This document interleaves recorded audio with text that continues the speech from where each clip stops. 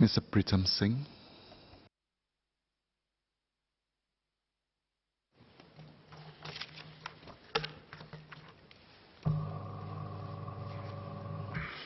Mr. Speaker, this year's budget caught the eye for its strategic purpose to build a strong and united Singapore. Singaporeans from different walks of life would inevitably have different ideas on how best to achieve this, with perspectives and views shaped by one's values and sense of justice and equality. To that end, the Workers' Party is no different. Apart from the strategic objective of the budget, three statements resonated strongly for me, each albeit in a different context. These were, first, developing our people on a lifelong basis. Second, taking care of not just this generation, but our children and their children's generation. And finally, that the changes ahead will be deeper and faster. My speech will use these overarching statements to cover areas where the government should consider and reassess its approach to build the strong and united Singapore that all Singaporeans, not just the government, must navigate towards. First, developing our people on a lifelong basis. Mr. Speaker, on this broad idea, I will share my thoughts about the Merdeka Generation Package. The ground feel is that even though it helps our senior citizens with their medical bills, albeit less generously than the Pioneer Generation Package, there are also quarters who conclude that it is pungently timed with the election cycle, giving off the odour of an unfair advantage aimed at the electoral prospects of the PAP. Another feedback I receive about periodic benefits like the PG and the Merdeka Generation Packages is the inherent inequity for some of our senior citizens who, by virtue of their year of birth, stand to miss out on a few years of medical benefits because of the interval between one-time packages. Similarly, senior citizens who missed out on the more substantial PG package when they were between the ages of 60 and 64 in 2014 also feel that the eligibility age of 60 for the Merdeka package is inconsistent with the Pioneer package. To address such feedback, the government should introduce a basic level of medical benefits through a universal and permanent senior citizen healthcare package from the age of 60. Quite rightly, the Merdeka Generation Package announcement has led some Singaporeans to inquire whether our budget can support such a package for our senior citizens. There is good reason to opine that it can. Firstly, the introduction of Temasek into the NRC framework from 2016 brings an additional $5 billion a year into the mix instantly, and about $25 billion across a 5-year term starting from this term of government. Notwithstanding the greater spending needs of the government that certain ministers have raised in the past, going forward, the 35% odd increase in the NIRC from 2016 goes some way to explain the healthy accumulated surpluses accrued to this term of government from the opening of Parliament in 2016. Secondly, with the Finance Minister Heng Swee Keat's announcement this year of new modalities of development, funding through borrowing, does this development free up revenue to fund recurrent spending? If it does, it would appear that funding such a universal and permanent healthcare initiative for our seniors cannot be dismissed as dishonest, unreasonable, or imprudent. Instead, it can and should be viewed as the key pillar of a strong and united Singapore. To begin with, the centerpiece of such a scheme should be aimed at alleviating the out-of-pocket expenses for primary healthcare, so as to address cost of living for all Singaporeans from the age of 60. Here, the additional subsidies for common illnesses and chronic conditions for outpatient care and meaningful discounts off subsidized bills at polyclinics and specialist outpatient clinics should be its central features. The additional components of both the Pioneer and Merdeka Generation Packages, such as top-ups to PA Silver cards, MediSave top-ups, and other specific enhancements such as the participation incentive to join CareShield Life or other unmet healthcare needs, can turn on the fiscal position of the government. This would also provide a sufficient buffer to allow each government to look into addressing more unique healthcare needs of specific cohorts or categories of workers. They would include those who had taken up gig economy jobs, for example, to address the CPF shortages of workers who made sacrifices when the government moved to cut the employer contribution of their CPF in 2003 to keep Singapore as a whole economically competitive. In addition, it is axiomatic that immigration is a permanent feature of Singapore for the foreseeable future. A permanent and universal senior citizen medical package would also represent a critical symbol of integration between all Singaporeans who hold the red passport, and it would follow that the eligibility age into such permanent schemes should be dispensed with. This is particularly so as about 20,000 new citizens are added to the pool of Singaporeans on a yearly basis.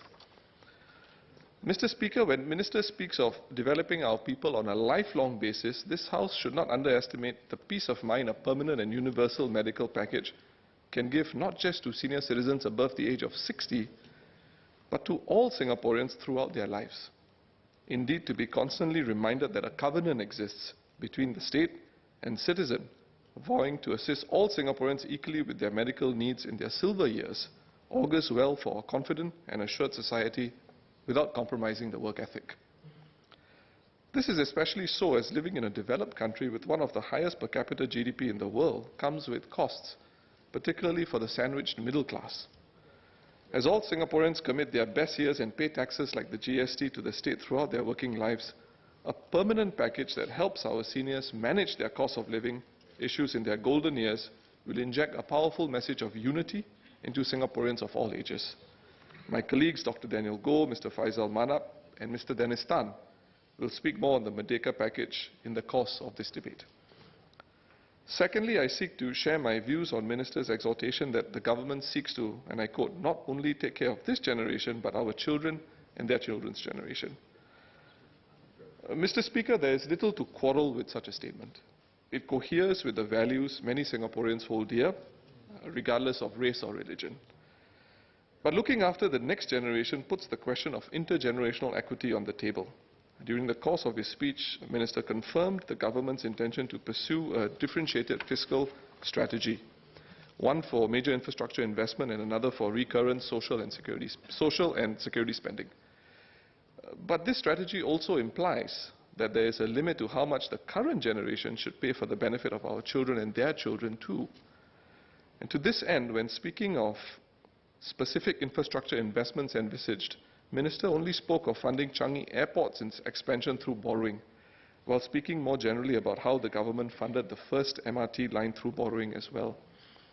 In comparison, at last year's budget, 4 separate infrastructure prongs were highlighted, and these included the expansion of our MRT lines, regional redevelopment including the Jurong Lake District, Punggol Digital District and the Woodlands North Coast, the rejuvenation of our HDB flats and associated infrastructure, and finally, Changi Airport T5, the Tuas Megaport, and the now postponed HSR. I have a few clarifications in this regard. First, can Minister clarify if borrowing from the market for infrastructure development is only limited to Changi's expansion, or does it extend to other long-term infrastructure plans shared by Minister last year? Secondly, and as a consequence, how will this differentiated approach, this new differentiated approach announced this year, impact future budgeting, and more specifically, revenue available for recurrent spending? Mr. Speaker, leaving a sustainable Singapore for our future generations would mean planning infrastructure for climate change and rising sea levels, a subject Minister Heng spent some time on. At the Committee of Supply debate in 2016, I filed a cut on rising water levels and shared with members a video of waves breaching the foreshore along a beach at East Coast Park, flooding the backshore. The prospect of raising our roads, port areas, amongst others, sounds like a massive undertaking, both in effort and expense, particularly when one doesn't just imagine raising road levels, but thinks about building kilometers of dikes and so forth. Minister shared that while it was difficult to project such spending, some preliminary estimates had been carried out. Could Minister provide a sense of these estimates, the financing approach, and the infrastructure required for this purpose? Continuing on the effects of climate change, how little is recycled and how much food waste is generated in Singapore, it is apparent that the conversation Singaporeans need to have on conservation has to be elevated. This objective should be an explicit goal of the Waste Master Plan. I look forward to the Master Plan and hope Singaporeans are sufficiently moved into action by it. In fact, like the government's successful water story, closing the waste cycle would be a significant chapter of the Singapore story and provide a blueprint for other cities to consider. Minister also mentioned in his speech that greening is an important public policy given our dense urban environment. A few weeks ago, Channel News Asia ran a 1-hour documentary on the effect of rising temperatures in Singapore, with an emphasis on not just climate change in general, but the perils of greater urbanization, identifying the urban heat island effect, with the loss of open areas and secondary forests like Tengah, likely to have an immediate impact on livability in future. Researchers posited that greening in and of itself contributes little to mitigate the urban heat island effect. How does the government and the upcoming URA master plan accommodate the drawbacks of greater urbanization, particularly rising temperatures? And how does it gel with our desire to leave a livable Singapore behind for our children and their children's children? If the government is not finished building Singapore, how will it ensure that this effort will not come at the expense of our green spaces?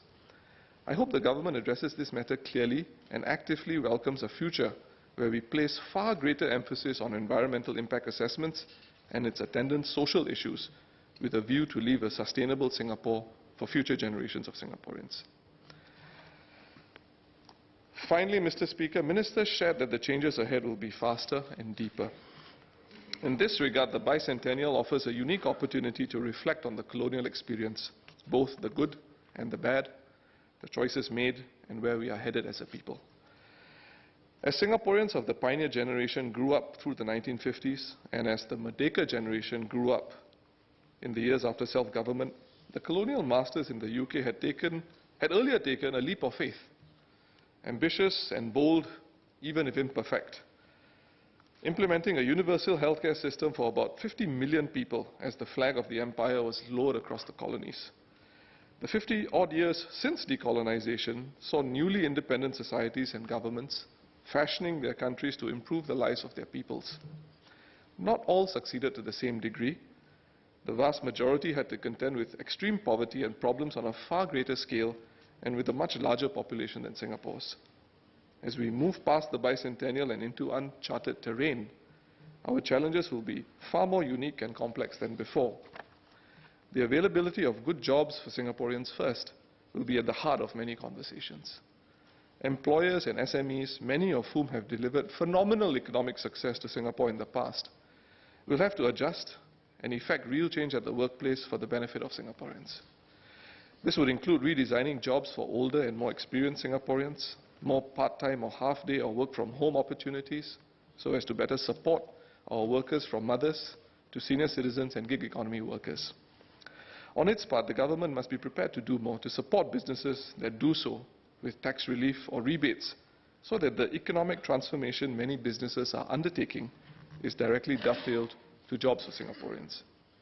My colleague, Workers' Party Chair Sylvia Lim, will speak more on the employment landscape tomorrow.